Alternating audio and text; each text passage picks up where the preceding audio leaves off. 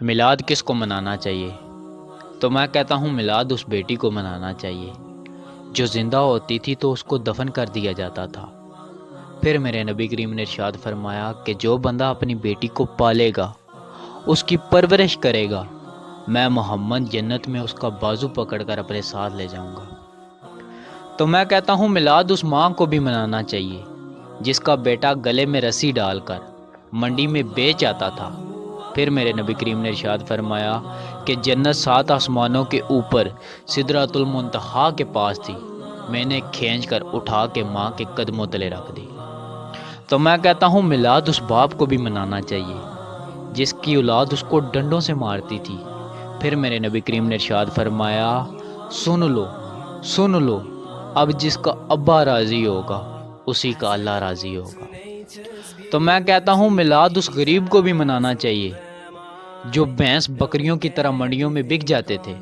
پھر میرے نبی کریم علیہ السلام نے کالے رنگ کے حبشی کو اپنے سینے کے ساتھ لگایا اور کہا کہ غریب کو چھوٹا مت سمجھو، میں جنت میں جاؤں گا، میرے آگے بھی غریب ہوں گے، پیچھے بھی غریب ہوں گے، دائیں بھی غریب ہوں گے، بائیں بھی غریب ہوں گے، اور میں 500 سال پہلے ہی غریبوں کے لیے جنت کا دروازہ کھلوا دوں گا۔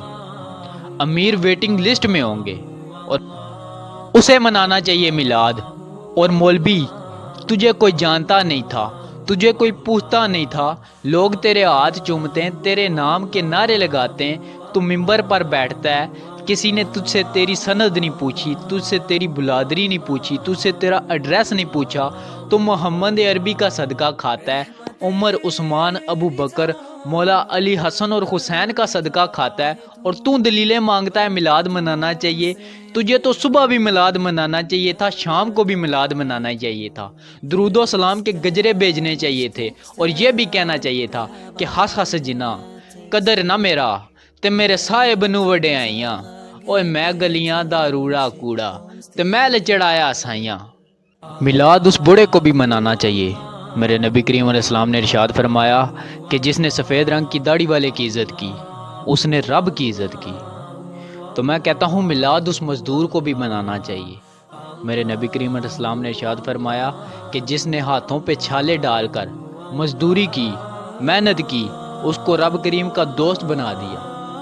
میلاد ہر اس طبقے کو ملانا چاہیے جس کو عزت میرے نبی کریم صلی اللہ علیہ وسلم کے وسیلے سے ملی۔